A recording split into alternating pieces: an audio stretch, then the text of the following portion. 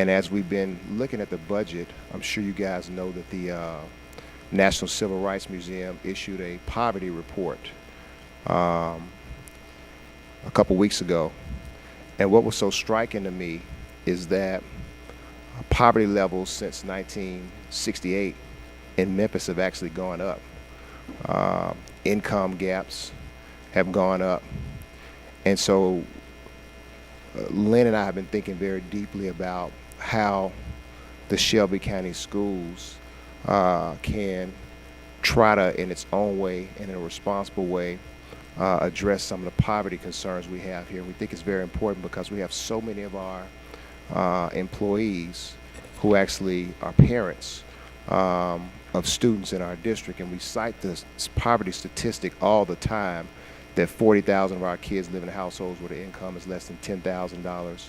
And I know that the board is always pushing us for how do we become, in a responsible way, leaders in different areas. So I want to share this with you because what I'm going to ask the board to do is to we're going to bring you a plan over the next 30 days to increase all wages here for the Shelby County schools to $15 an hour. And as we talk about it, I think this quote is particularly important, particularly it's almost 50 years to the day. And this is Dr. King at a rally here in Memphis. Now the problem isn't only unemployment. Do you know that most of the poor people in our country are working every day? They are making wages so low that they cannot begin to function in the mainstream of the economic life of our nation. These are facts which must be seen. And it is criminal to have people working on a full-time basis and a full-time job getting part-time income. That was almost 50 years to the day. If you look at some of these other economic indicators, the poverty percentage here in Memphis has gone up. I won't read them, but that just shows that although we've made significant progress, we still have a long way to go. So based on this, what we're going to be asking the board to do is to approve a plan that will get all of our employees at a minimum $15 an hour. I think it gives us an opportunity. Again, we have so many of these employees who work for us.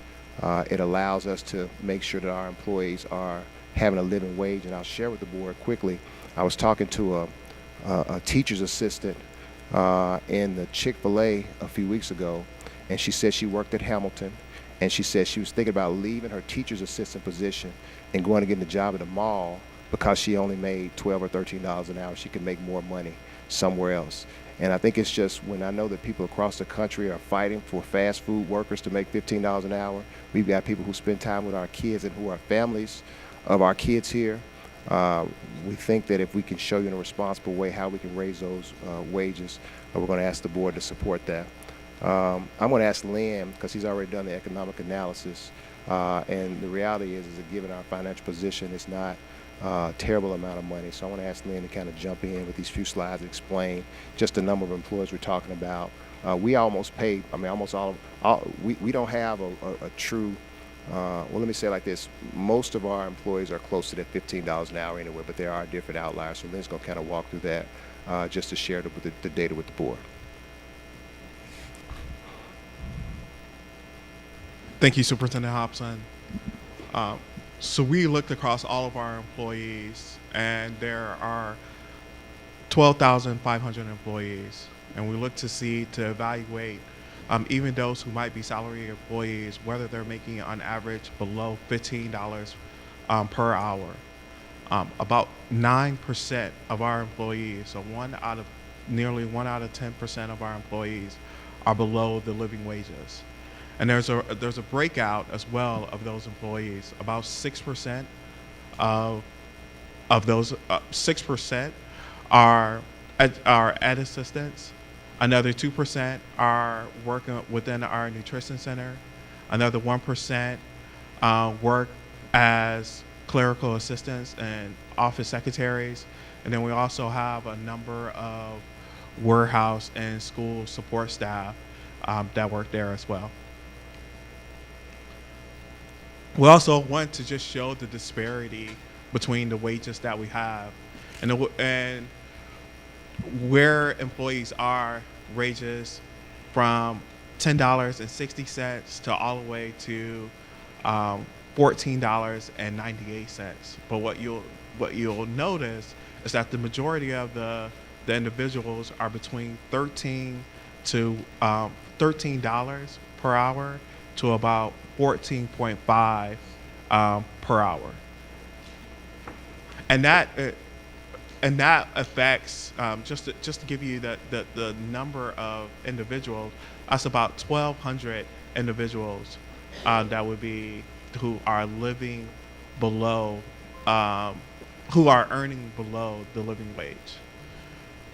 The fiscal impact to this, in our mind, is minimum, given the ability to provide some economic equality and allow our employees and many who are parents to now live and to now earn a living wage.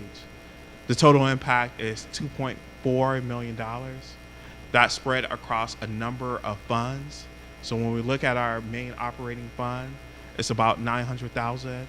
When we look at our federal fund, which will be the second, these are where you have the majority of the ed assistance as well. These are individuals who are funded through Title I, Head Start, other federal grants. And then when you look at nutrition service as well, this gets to the nutrition support staff as well.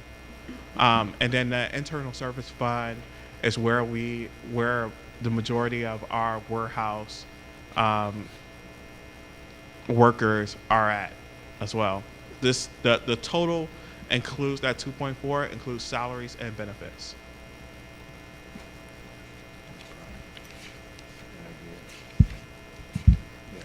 So thank you, Lynn. I think that, again, we think that it's a huge opportunity to lead. It's also a huge opportunity to honor Dr. King's legacy, but more importantly, we just believe it's the right thing to do at a negligible fiscal impact to ensure that we're not contributing to poverty wages, and also to know that so many of these people who work for us have kids who are here in our district. So with that, just wanted to share that with the board. We're working on that. We actually want to bring an actual proposal in the next 30 days so we can see if we can make that happen. And I think with that, if you have any questions, we'll be glad to entertain them. Mr. Caldwell. So I thank you for the recognition about